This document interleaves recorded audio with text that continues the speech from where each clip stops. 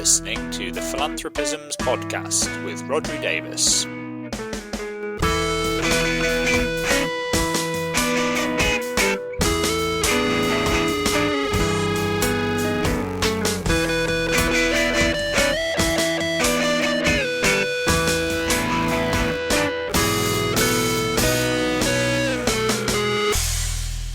Hello, you're listening to the Philanthropisms podcast. This is a podcast where we try to put philanthropy in context. I'm your host, Rodri Davis, and this week we are in conversation with Sonal Sachdev Patel. Now, Sonal is a philanthropist. Indeed, she is the inaugural Philanthropist In Residence at the Marshall Institute at the London School of Economics and Political Science. She's also the CEO of the God My Silent Partner, or GMSP Foundation, which is her family foundation. And I was lucky enough to meet Sonal a few years ago, and we had a few really interesting chats all about philanthropy and kind of her experience and her journey and the sort of reflections that she had on philanthropy as, you know, somebody actually kind of involved in doing it from the donor side. And, you know, she's gone on to kind of develop those much further in that role at the LSE Marshall School. So I was really interested to have a chance to sit down and chat with Sonal on the podcast, which I did a few weeks ago, and we had a really great conversation. We talked all about her philanthropy and her kind of family's philanthropy and how they had got into that in the first place and what that journey had looked like. We also talked about her role at the LSE as a philanthropist in residence, kind of how that came about, what the aim of the role is, what she's learned so far, and what impact she's been able to have through the role and what kind of plans there are for it going forwards. We then talked about some of the things she learned in terms of what philanthropists can potentially bring to the table above and beyond money. I mean, money is obviously always important, but there's lots of other things in terms of skills and networks that they can bring. We also talked about how when philanthropists do that, they can do it with the required amount of humility. So sort of not coming in and assuming that they can solve problems on the behalf of others, but making sure that they're working in kind of genuine partnerships. And we talked about how that works in terms of the networks that philanthropists have and kind of recognizing that aspect of their power. We also talked about the whole idea of kind of next generation or next gen philanthropy, because obviously Sonal is herself part of the next gen within a family philanthropy structure. And we talked about whether next gen philanthropists genuinely do have kind of distinctive characteristics in terms of how they think about philanthropy or how they want to do philanthropy, and what some of those characteristics might be. We also talked about the value for those next-gen philanthropists of finding like-minded peers among other next-gen philanthropists and kind of how you can make that happen and what kind of value it brings when you do. We also talked about the whole phenomenon of doing philanthropy as a family, kind of how that works in practice, what some of the kind of the good bits about it and the opportunities are, and what some of the challenges that you might have to negotiate are as well, and kind of what the strengths of doing philanthropy as a family are. We also talked about advice and whether it is easy to get the kind of advice that you're looking for as a donor when you first get into philanthropy, what kind of advice that might be, where you might go to get it. We also talked about the approach to funding. GMSP very much kind of is a relationship-based funder and funds on a trust-based approach, but how you do that and how you kind of balance the ability to take that trust-based approach against still wanting to have some sense of impact and kind of measure in the right way, and what that means in terms of how you develop those relationships and the kinds of due diligence that you need to do on the organizations that you're funding and what those relationships look like. So without further ado, let's go into the conversation. It's really, really interesting, so I'm sure you'll really, really enjoy it. I certainly did. And then I will be back at the end for the usual bit of housekeeping.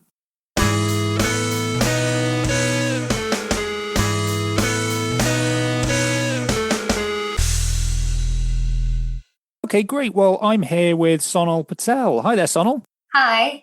And Sonal, as you will have known if you've been listening to the introduction, is the CEO of GMSP Foundation and a philanthropist. So it's great to have Sonal on the podcast, and I've been lucky enough to have the chance to chat to Sonal about all things philanthropy a few times in the past, and we've had some great conversations. So I'm very much looking forward to this.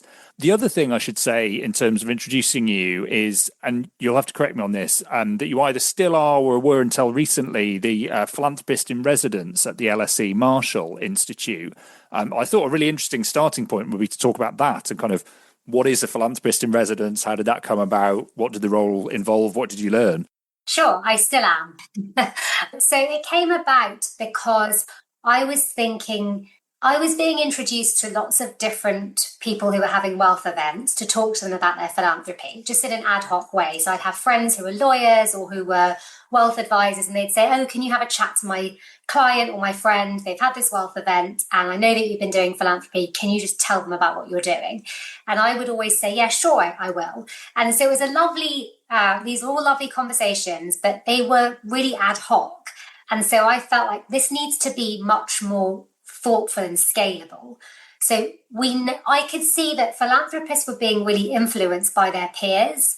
So of course they were getting formal advice from their banks, their tax advisors, their legal advisors, but many of them weren't connecting with their peers. And philanthropists lack a community. And I could see that because I'd meet people that had been funding the same work I'd been funding 10 years after we'd all been in the same industry. And I thought, gosh, it would have been useful if we could have connected.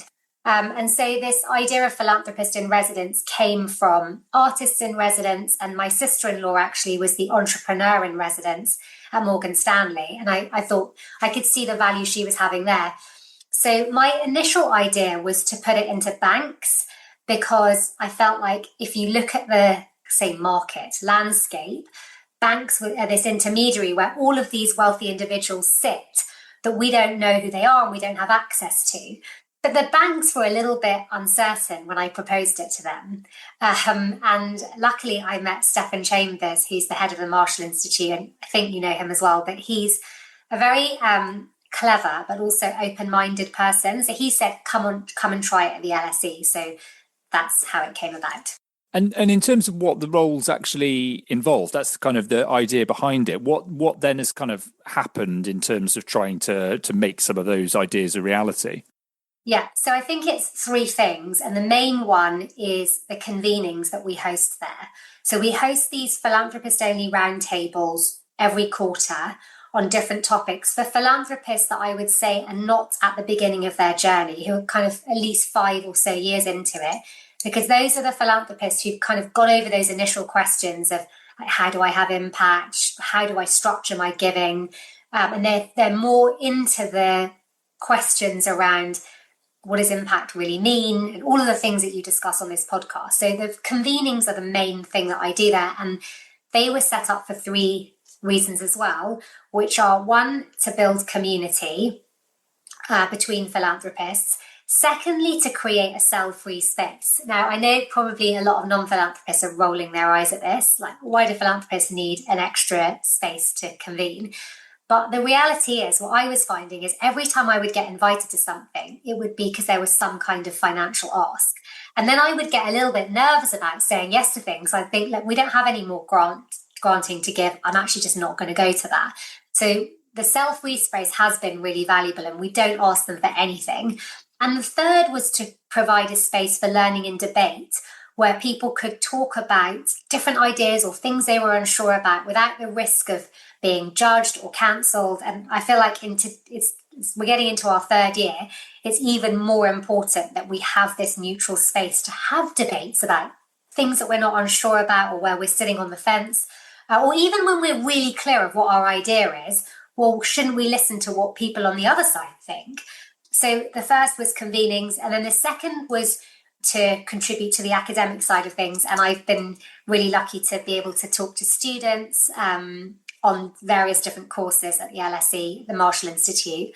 And the third, I guess, was to bring philanthropy and practice into an academic institution. So that's the idea for all the practitioners in residence, is you're doing this out in the world. Come into this place and talk to us about what this looks like in practice. And what would you say are kind of the key things or main thing you've learned through that? Is there anything particularly that surprised you, or you thought, oh, that wasn't what I expected to get out of this? 2 things. Firstly, that how much people are longing for community, how, again, I can feel the eye rolls even before saying this, but how philanthropy can be quite a lonely journey. And, you might have advisors or know of other people that are doing work, but it's different from having close confidants. And at Skull this year, I heard for the first time friendship as method. And I really like that because when I first came into the sector, I'd been doing strategy consulting and I'd always been in this cohort of organizations. And I felt like I had friends at work. And then I went into philanthropy and I was like, I have no friends at work. And I wanted to have friends. I want not just to have friends, but to be able to discuss with people what I'm facing in my work and for them to understand. So I think that's been something that surprised me, is just how much people are longing for community. And then the other thing was I'd always hoped that it would unlock more, better and faster giving, but I knew it's going to be really hard to track that. But I've been having some ad hoc conversations with some of the philanthropists that have been coming, and I've been really pleased to hear how much it's unlocked money to different topics. So we had one of our roundtables on democracy. What does it mean to fund democracy? And a lot of people think, oh, well, that's funding a political party. And I don't want to fund a political party because I just don't like them all, or for whatever reason. But no, actually funding civil society and grassroots organisations, there's an element of that that's funding democracy. And so people moving money towards areas that they may not have thought about giving to before has made me really happy that that's there's an element of that impact.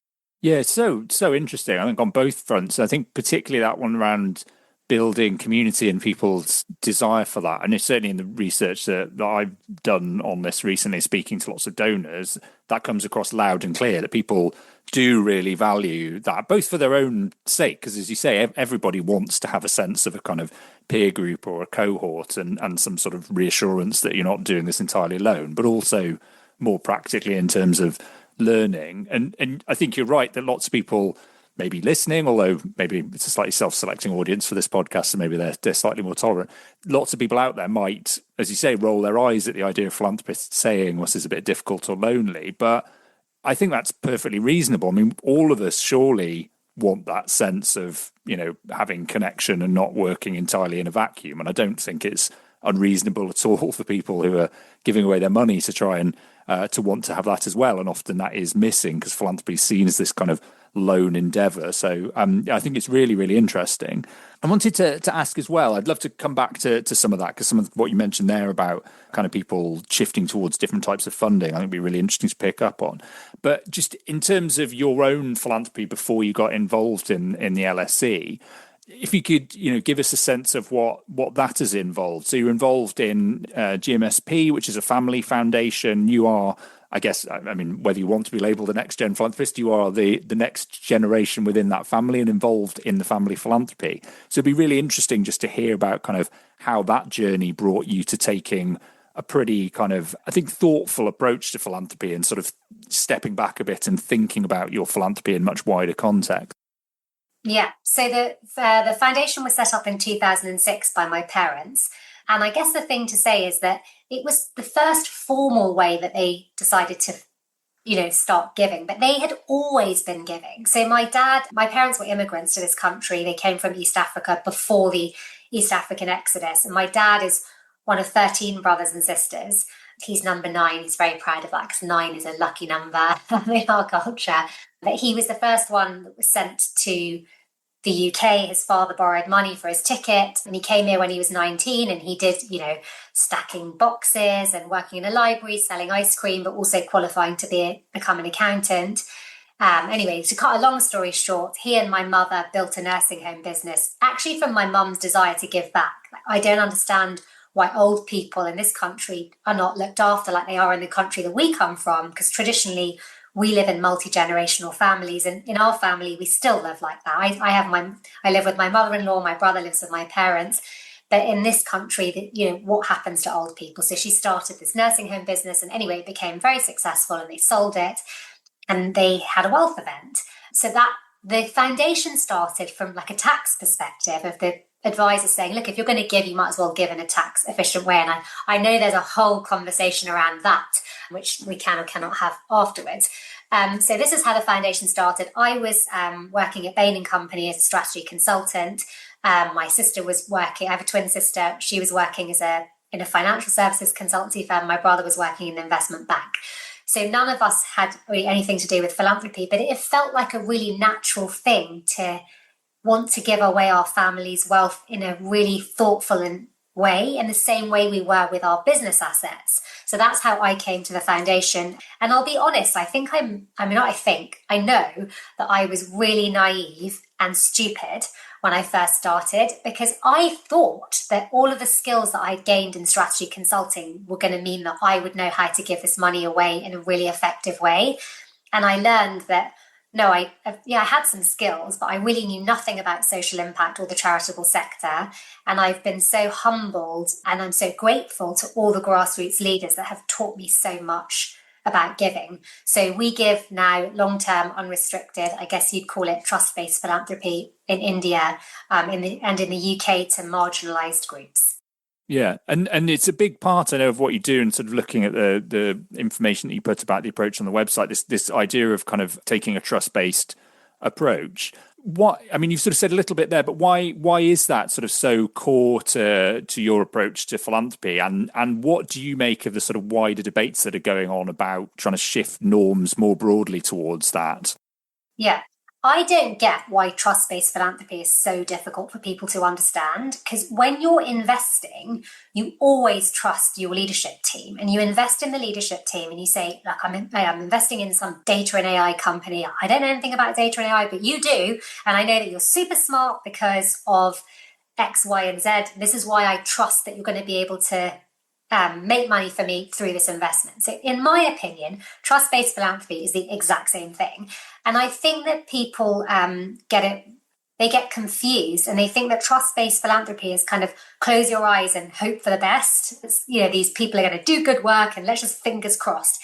And it's not that at all. It's actually about saying that the community understands the issues that they're facing much better than you possibly could. And what is expertise? And again, speaking of the stupidity I had when I first came to the sector, I remember going on a trip to India with Dasra to look at giving away a lump sum of money and being introduced to lots of different organisations. And one of them that we ended up funding had been to Harvard. He was an Indian man, but he'd been to Harvard, and he had also worked at McKinsey. So I, in my naivety, was like, oh, he must be so clever. And it gave me comfort. And it was a lot longer that I realised, no, lived experience is important. So I think that trust-based philanthropy is not about abandoning impact, but it's about understanding, what does impact truly look like? So we fund a lot in violence against women. And in the UK, they'll say, well, the government will say, you've worked with 50 women or 100 women. But what on earth does that even mean? What are the needs of each of those women? And how could you rehabilitate, in inverted commas, 2 rape survivors, for £50,000? Or it doesn't work like that. So it doesn't mean that you're not tracking or looking at impact, but you're trying to understand what impact really looks like in the work that you're funding.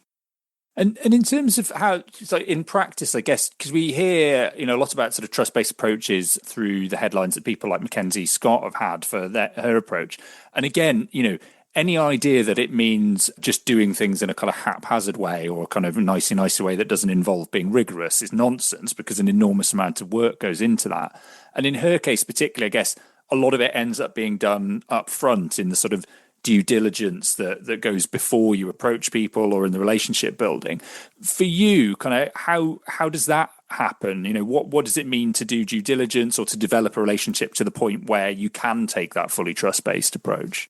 Yeah, so some of it is that we fund, if we're going to fund directly, it will be medium-sized organisations. It won't be organisations that are really small. So they will have had some sort of due diligence in terms of having their accounts checked and all of that sort of stuff. The UK is obviously simpler because of the Charities Commission, but in India, it's slightly more complex in terms of having their accounts checked and those sorts of things. So yeah, the first point is about looking at the numbers, that boring part of checking the legalities and have companies' accounts been filed on time, etc. But the second thing is about really taking time to understand the work. And that's why it works for us to fund long term, because it does take time to understand an issue.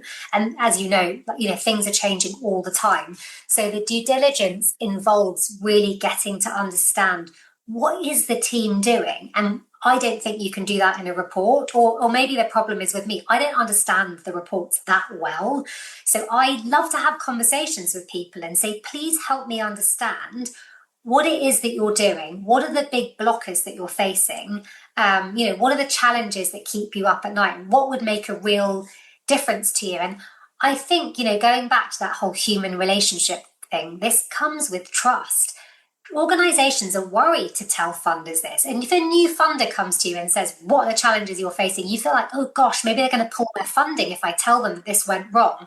So for us, I think it's about us being in partnership with them rather than we're the funder and we're giving you the money. It's like, we're trying to solve this problem together.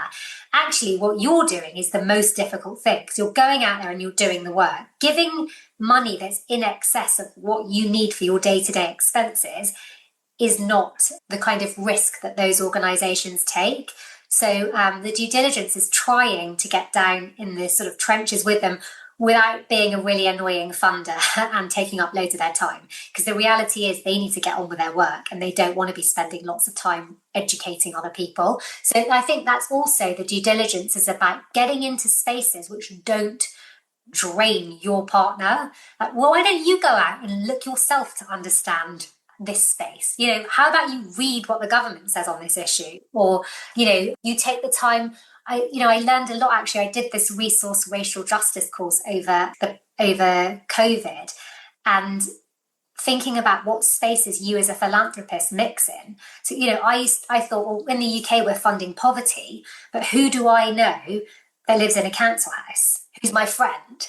And that really had an impact on me that, gosh, I'm mixing in all the bubbles that are just reinforcing the views that I already know. Which I think is a really important point, because it's a difficult one sometimes to talk about, because as you say, from the point of view of a donor, to say some of these things about it sounds a bit overly worthy in a way, or people sort of again roll their eyes. But at a time when we're all really concerned about polarization in society and the fact that people increasingly are incapable of understanding people who have different lives to them or different viewpoints, actually these places and spaces where people from lots of different walks of life can come together are hugely important, I would say. And so I think actually if philanthropists kind of recognize that that's an important part of their giving, I think that's kind of admirable, and actually goes back, I mean, again, history nerd bit, but there's a really important bit of sort of the historical understanding of philanthropy that is, yes, the transfer of the money is something, but it's the relationships between donor and recipient, when done well and not being sort of patronizing, paternalistic, that actually kind of reinforce societal bonds, and that stuff is really, really important. So I think it's really interesting to hear you say that. You mentioned at one point the word risk there, which is, I'm just going to park it for a moment, but I definitely want to come back to the whole question of philanthropy and risk. The thing I wanted to ask to follow up on what you just said was, it kind of, in saying, that it's important when taking a trust-based approach to kind of immerse yourself and have some humility and be willing to learn, I guess it already moves us beyond the idea that this is just, philanthropy is just a straightforward kind of transactional thing where donor moves money from pot A to pot B, and that kind of does the job. I guess the bit that I'd be really interested to hear a bit more about is how can philanthropists think even more broadly about the types of value that they can bring? Obviously the money is important and it's hard to do anything without the money, but what are the other things and the other kind of assets that philanthropists can bring to bear when they're giving? Whether that's kind of in terms of their time, and whether it's in terms of their skills, whether it's in terms of their networks. Yeah, I think all of those are really good examples, Rodri, of what they can bring, and they should think about just not their financial capital, their social capital, their political capital, their cultural capital. And that, I think often philanthropists underestimate that. They feel like, oh, I really don't know anyone.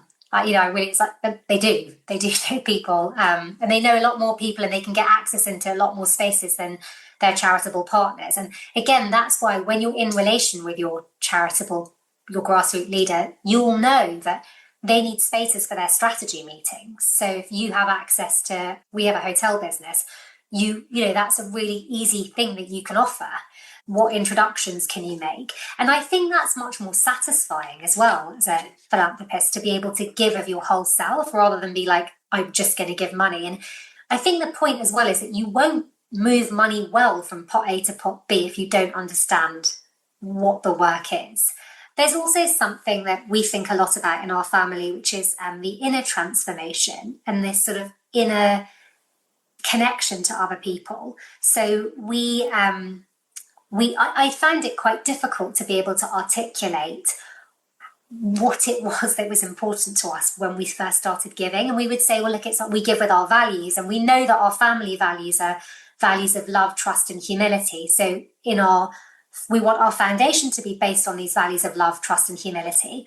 And I sort of had this feeling like I want to narrow down where we give, because then I can become an expert in what we're doing. And I can't keep up to date with, this change in this legislation, and this is what's impacting childhood nutrition. And I just found it all so overwhelming. And my parents would always say, but we want to give to marginalized groups, and that, that this is important and that is important. And when we finally kind of hashed it down, we got it down to the fact that it's the way that we feel is that we're all connected to this sort of greater source, or this like inner connection. And so whether someone is from our community or another community, or what they're a different gender, or they're different caste or class, or whatever it is, that we're still fundamentally connected.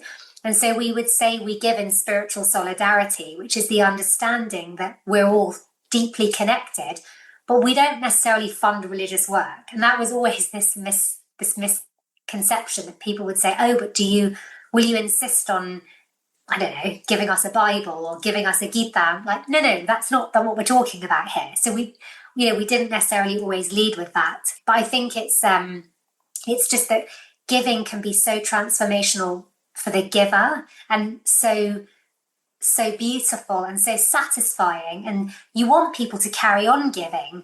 And I think when you feel like you're making a difference and you're really giving of yourself, then that can be truly satisfying. And I think that the next gen, we're very aware of our privilege. I'm aware that my parents had, my father grew up in a 2-bedroom house. He slept on a roll-out mat in a kitchen. Because of what he's done, I've had a very different upbringing, and that feels really unfair. Well, just because of my birth, I've been born into a safe country and I have access to all of these things that other people don't have access to. That to me feels really wrong. And so I want to be able to use all aspects of my capital to support what I believe in. Yeah, absolutely. And I guess that leads on to some questions. I mean, I wanted to ask you about this whole idea of next gen philanthropy. I mean, it's difficult because don't want to ask you to be a spokesperson for an entire group of philanthropists who are, enormously kind of diverse in terms of viewpoints and backgrounds, but it is a kind of convenient shorthand that people are using to try and capture some sense of a shift, maybe. And what's your sense in terms of whether there is anything kind of meaningful there in terms of next gen philanthropists taking a different view of their wealth or the role of philanthropy or their approach to philanthropy? Do you get a sense when you talk to other people who are in a similar position to you that they kind of there is a common core to the way that they think and approach their philanthropy? Yeah, I mean, it might be again that I'm sitting in an echo chamber and therefore I attract people who think like me. Yeah. I repel the ones that don't think like me. But what I'm seeing and what I'm hearing is that next gen philanthropists are thinking much more about their impact holistically. So they're thinking about, what is my business? Is my business causing harm? What about historical ways that our family has earned wealth? Which, we never, I don't think, heard about that. Even when I started in philanthropy in 2012, I never had people asking those questions. So I think that the next gen are thinking differently. I also, because of this greatest wealth transfer, there's going to be many more women that are going to be holding wealth. I mean, you will know, Rodri, much better than I do, because you know actual data and history. But what I've heard is that women give differently statistically when they're studied to men. So I think that this is something that a lot of the wealth advisors are really looking at, is how do we support the next gen differently? And I think it's about being flexible in the offering that they're being given, and thinking much more deeply about ethical considerations. They're not happy with just my investments going to ESG. They want to know much more deeply exactly what is my entire footprint of impact. I guess one thing I'm really interested in, because I think I've seen this more and more over the last few years, is in terms of next gen philanthropy, there's this interest, particularly because there's this kind of generational wealth transfer that's going on. But in many cases, we're not talking about the next gen philanthropist being the current wealth holder. They might be involved in the family wealth through a kind of shared structure. And so you have these really interesting situations where the family as a whole are involved and you have kind of intergenerational dynamics.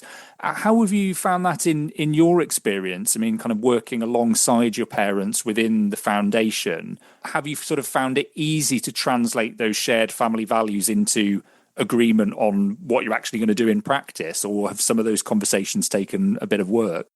We're a really close family that is very aligned in terms of our thinking on values and beliefs. Again, is that because my parents have such strong values and beliefs and therefore they've imprinted it into all of us, or just because we naturally feel the same way that they do? So for us, it's been quite natural, because also my parents are very open. So they've always said, look, we don't think in our sort of spiritual tradition that having too much money is actually harmful. It's going to be a disincentive for you. You won't want to work, and actually working is good for the brain and the soul and overall happiness. So our parents have always said to us that we're not going to give you a lot of money in inheritance. We would like to give it away. And also that you're educated and you've got all of this access to things that all of these other people don't. So shouldn't they have that? And again, it's this idea of, which I think comes from spirituality, that wealth doesn't belong to you. It's sort of passing through you, and it's not yours to keep. And I think we are my brother and my sister and I, we all have 2 children each, and we're trying to put that down to our children as well. And because, again, our parents brought us up with a lot of values that were not connected to money. So when we were kids, I remember my mum would always make extra food for neighbours or other people, or how can we support, or it's cold, so how can we help other people? Yeah, and I've heard that from lots of people, that actually the importance of kind of family and kind of role models among parents and grandparents in shaping giving is enormous, but it doesn't tend to be about the money. Like the number of cases that I've heard people say where, like you're saying, well, actually at a point in time when I was younger, we didn't have that much money. That wasn't the defining factor. The factor was it was all about the importance of getting involved in things and supporting people who are kind of less fortunate than yourself. And then at the point where you may or may not end up having plenty more money, hopefully those values have kind of been instilled in you. It doesn't need to kind of wait until that point. So it's definitely something I've heard other people echo as well. One thing I just wanted to slightly circle back on, actually, because I thought it would be interesting to unpick. You mentioned in terms of your kind of own approach when you started getting involved in the foundation, that your initial thought that you would have all of this kind of expertise to bring to bear was actually slightly deflated, and that you needed to kind of have more humility about it.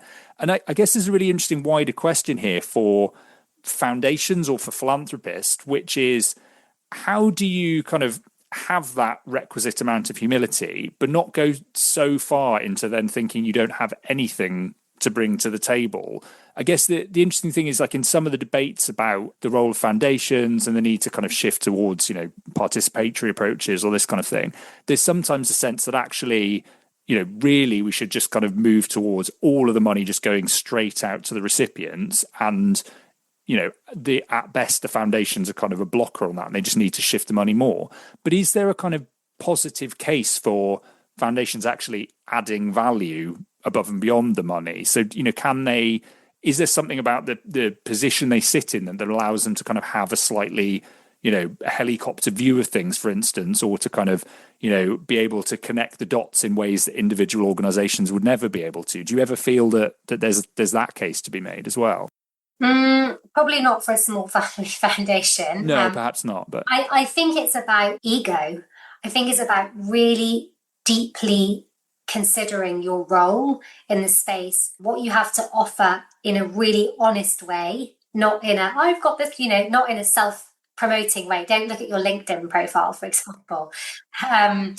What have you really got to offer? Where could the greatest good be done? And again, I guess we have to remind ourselves, not all philanthropic foundations, of course they want to do good, but they might also want to do good with the caveat of, like, I want this wealth to preserve many, many generations, because I think that having a foundation will unify my family. Like, I think the opposite, but I know that there are a lot of other people that don't think that way. Yeah, absolutely. Another thing I wanted to ask, actually, because obviously you've been on a journey. Again, it's sort of odd language that sometimes makes people roll their eyes. But I think there is this sense that if you're doing philanthropy, it is a journey. And I think in your case, the level of sort of thought and reflection that you've put into it means you've come to a pretty kind of sophisticated understanding of it. But one of the elements, I guess, of a lot of people's philanthropy is that at times they need guidance and advice. What's your sort of own personal experience been of getting help and advice on your philanthropy? And do you have a sense of, the kind of broader perspective on the importance of advice in philanthropy?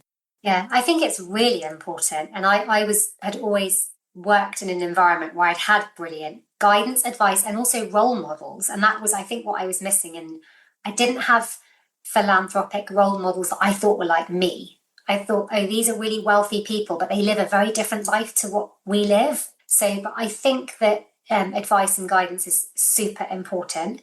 I was really lucky because I stumbled across Stars Foundation. I don't know if you remember them. And their CEO is a lady called Muna Webe. And she gave me so much. I mean, loads of people gave me free advice, like, by the way, fund unrestricted, because they don't want you to make mistakes. They're like, please just do it right, because so many people do it wrong. And she became a strategic advisor to our foundation, and I found her advice to be invaluable.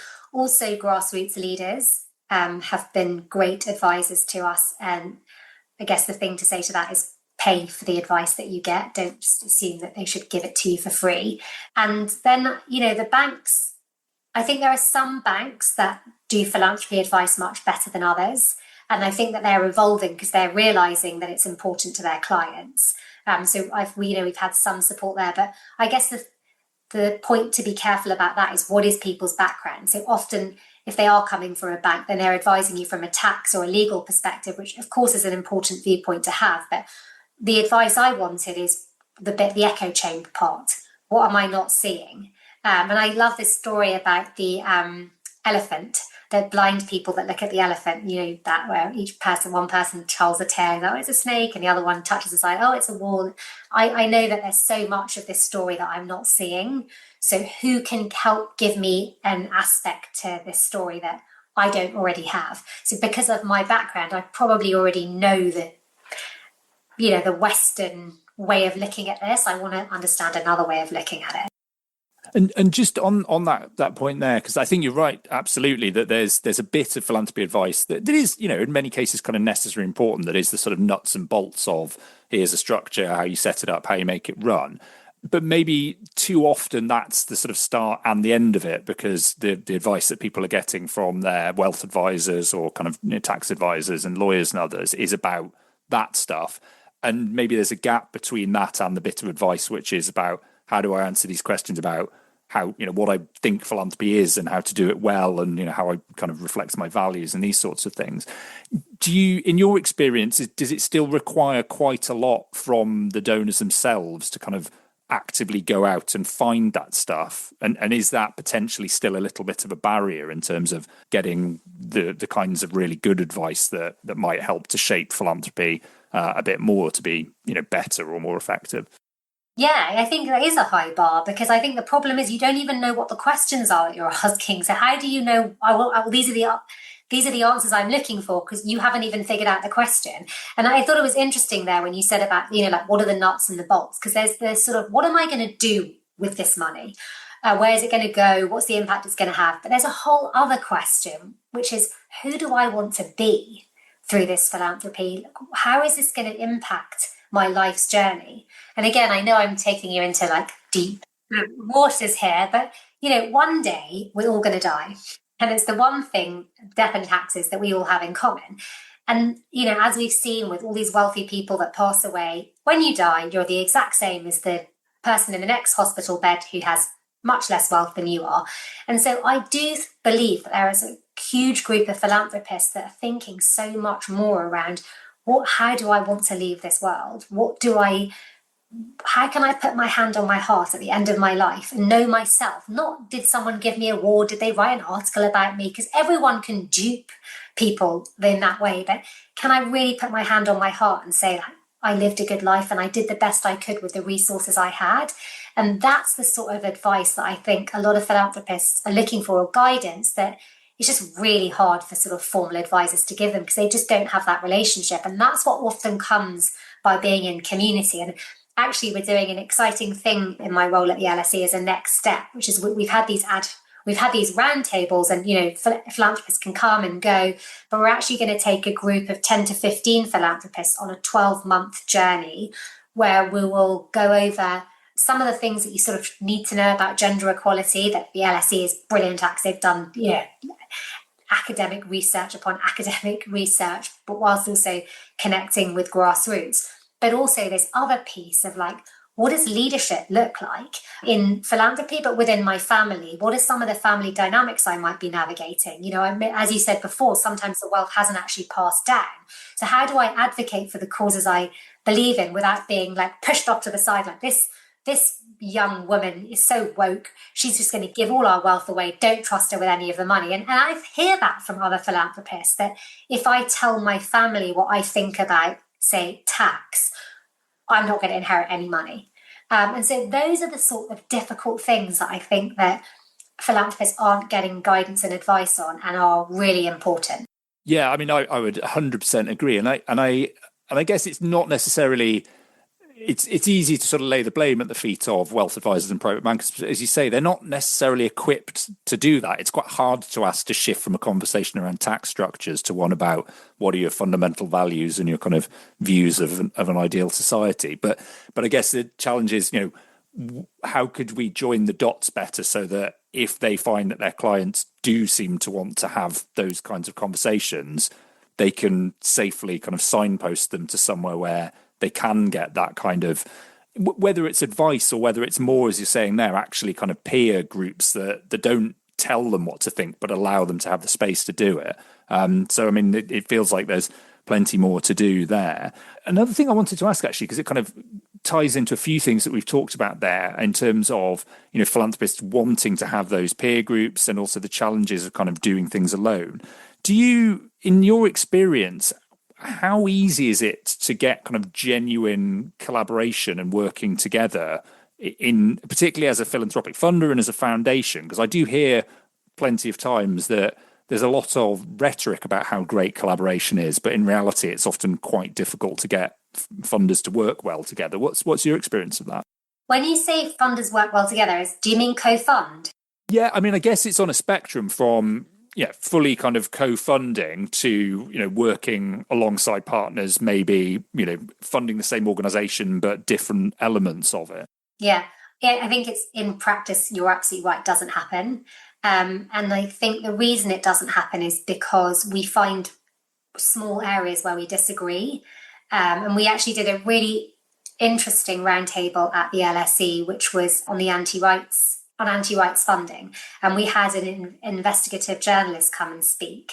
And she talked a lot about how when philanthropists are funding anti-rights, because we often think about philanthropy as being pro-human rights, but of course there's the other side, that they disagree on many things, but they'll say, well, we all agree on, say, abortion or transgender or something that is a wedge issue that they can come together on. And they might all be different religions as well, and they're deeply religious, but yet they can agree on these things. And I think that's where we go wrong in philanthropy. We say, oh, but actually, I want to fund over 5 years and you want to fund over 3 years.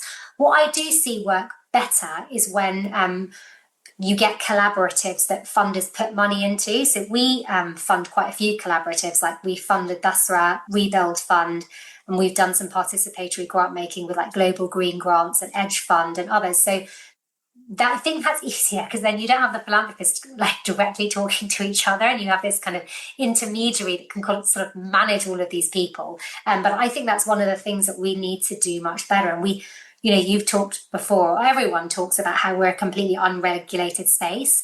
And that's something that is bad from that lack of regulation and lack of critique, is that we can continue to be inefficient.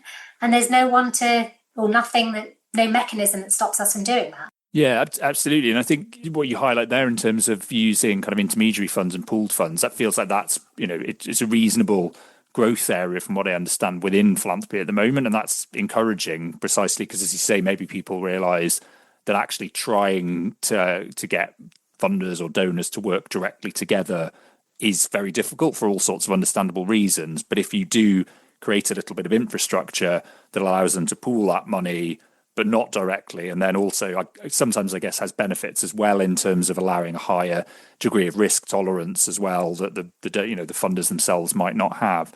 There's all kinds of potential there. And actually that makes me think one of the other things I wanted to ask is about this question of risk in philanthropy, because it's something you mentioned in passing before. But I always think it's really interesting because when we have these debates, or certainly I end up having these debates about the kind of the very legitimacy of philanthropy, why do we allow it to exist in our society, and particularly, why do we allow foundations? You quite often end up coming back to some version of the idea that, well, philanthropy can take risks of a kind that, the government or the market can't take, and that allows it to do innovative things and to, fund difficult things. And then there's this awkward question of, yeah, but in practice, how much of that actually happens, and how often does philanthropy end up playing it safe? What's your sort of approach to understanding risk in your philanthropy? Like, how do you think about risk and risk tolerance? I mean, I just think about risk relative to grassroots leaders. And whenever I'm confused or someone asks me a question, I'm like, I don't know, I kind of come back to like my values and my North Star, which is fund locally led solutions. Grassroots leaders for the long term, they're the ones that are taking the risk. What is the risk that they're facing? They're facing risk to their safety. They're facing risk to their mental health. So how can we try and mitigate that risk through funding, safety and security through tech solutions, well-being support, etc. Like I said before, philanthropists in reality, they're giving away money that is in excess of what their needs are. So they probably have reputational risk, which I think is a real one. We did a roundtable on that as well. I think people really worry about their name being associated with different types of giving. And I think that it's easy for people to say, well, you shouldn't, what's the risk that you're facing compared to the risk of the grassroots? But the reality is now in the world that we live in, that can mean that your organization could be completely shut down. And so I guess I want to be an idealist, but I'm also a pragmatist. Like, well, actually, I want to get money out to organizations. So I will try to do my best to navigate the environment that we live in and not raise alarm bells to anyone that I don't need to raise alarm bells to. But I think my overall thought with risk is that, yes, we're not regulated. So of course, philanthropy can fund risky things. But in reality, how often is it funding the golden dome on the top of the building that the philanthropist wants to fund? And I guess in that, there's absolutely right. Increasingly, unfortunately, sort of very valid concerns about political and reputational risk. And, obviously at a personal level, donors might find that concerning, but also they might just have practical concerns about whether that will get in the way of their ability to do the work that they need to do.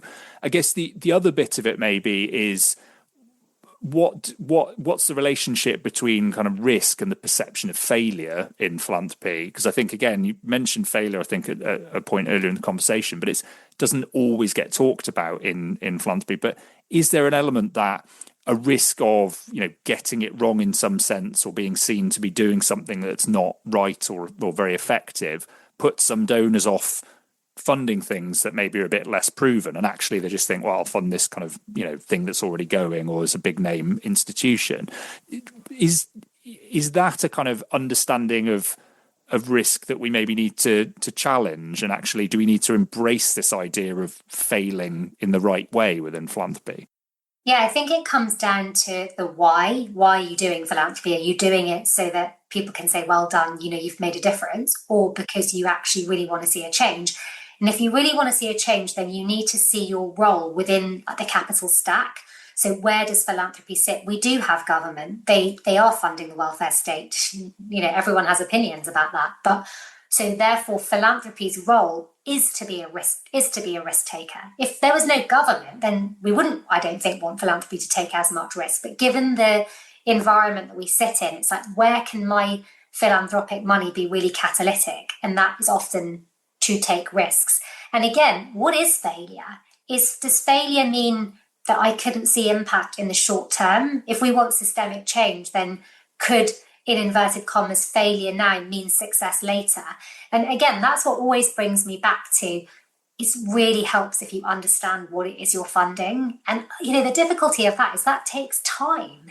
And I was so naive. And I really wanted, when I first came to the sector, to have the people that had the expertise to just shortcut me. Like, I don't want to come in at step 0. I want to come in at step 6. Just give me your top 10 tips. And I had all these conversations with different people. And I realized now, looking back, that some of them, they genuinely gave me their top tips, but I didn't have the capacity to understand fully what they were saying because I just hadn't immersed myself in it for long enough. And that was really frustrating for me and again, it was this like strategy consulting mindset. It's like, I got 3 months, I got to get a project done and I need action.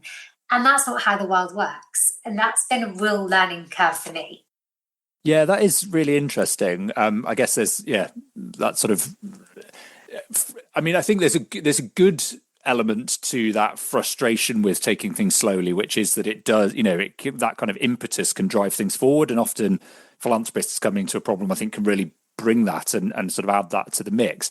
But then you also at some point, I guess, need to accept that these are often very big, difficult, complex problems and that they have been around for a long time and they aren't necessarily going to get solved in 5 or 10 years. And so, but finding that sort of sweet spot where you don't just take things slowly for the sake of it, but equally you accept that, you have to kind of be slightly incremental at times as well. I wanted to ask actually, because you sort of, mentioned there about things that you'd learn. I'd be really interested, overall, since you've been doing this, which is, I guess, 2006, you said the foundation started. Is that right? Yeah, I've been doing it for about 12 years. 12 years, but that's so good stretch of time. And I guess within that decade, there's been a lot that's gone on, in the world, but also within philanthropy. And I wondered what your sense was sort of on balance of whether you think doing philanthropy and kind of talking about philanthropy has got easier because there, undoubtedly are more sort of, conversations going on about it and more people, doing things sort of publicly and interesting stuff. And then at the same time, I think there's been more vocal critique of it and the kind of wider environment's got more polarized and difficult. Do you feel like it's easier or more difficult or the same, to be kind of doing philanthropy and trying to talk about it in the world now than it was when you started? I think it completely depends on the space that I would be speaking in, which honestly is why I was so nervous about coming on here, because I felt like I am quite thoughtful about where I say what I say. Sometimes because I just might misspeak and use, the wrong word, and it's like, oh gosh, how's that going to explode into my face? So I think it really depends on the space. But overall, just to try and be more helpful and answer the actual question, I think it's easier because people are talking much more about philanthropy in general. And of course, as we said, because of social media, anyone can get up and have a platform. And so we're just exposed to more people that are doing things. Whereas before, I think the philanthropy was something that was reserved to a certain class of society and none of the rest of us talked about it. And we thought of philanthropy as a certain like giving of big checks. Whereas like from, many immigrant communities, philanthropy, again, in inverted commas, has been happening all the time. People are lending each other money, paying for each other's funerals, and all of this is happening, but no one ever thought of it as philanthropy. Yeah. And I think that's a great, clear answer to a not especially clear question. So thank you very much for that, Sonal. Yeah, I'm aware that we're coming up in the hour, so I don't want to take up more time than allocated, but I just wanted to give a final sort of chance to say, is there anything particular that you've got coming up that you want to alert people to, or any sort of particular asks that you've got in terms of the work that you're doing, either in your Philanthropist in Residence role or anything else at the moment? Well, one thing we didn't talk about is something really exciting that I've been involved in at the LSE, which is the 100x Impact Accelerator.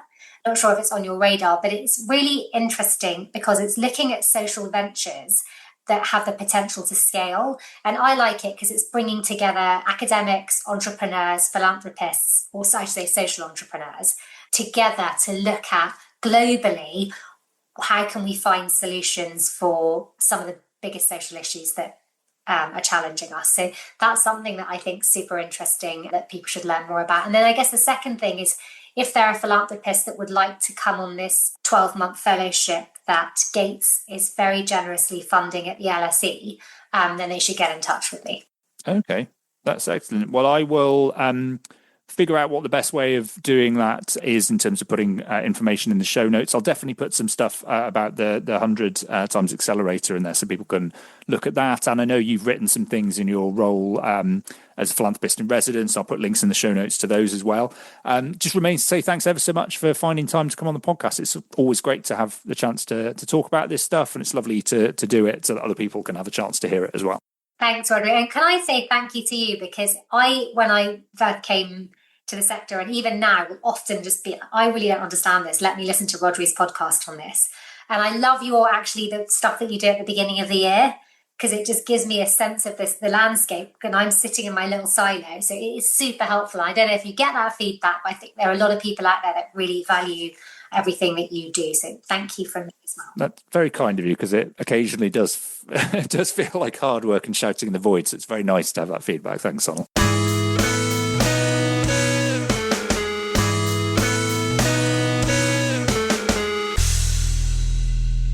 Okay, well, my thanks again to Sonal for finding the time to come on the podcast. Really great to have the chance to talk to her. It's always really interesting to get the perspective of a donor, and certainly one who is so kind of reflective and self-aware. So it's really, really great to have a chance to talk. I will put links in the show notes to places where you can find more information on the work that Sonal's doing as Philanthropist in Residence at LSE Marshall School, and places where you would be able to get in touch if you yourself are a philanthropist or a donor who'd be kind of interested in engaging with some of that work. I'll also put links to other things that I've written and other people have written that might be of interest and relevance to what we were talking about on the podcast. If you're interested more broadly in issues around philanthropy and civil society, it's always worth checking out the website at whyphilanthropymatters.com.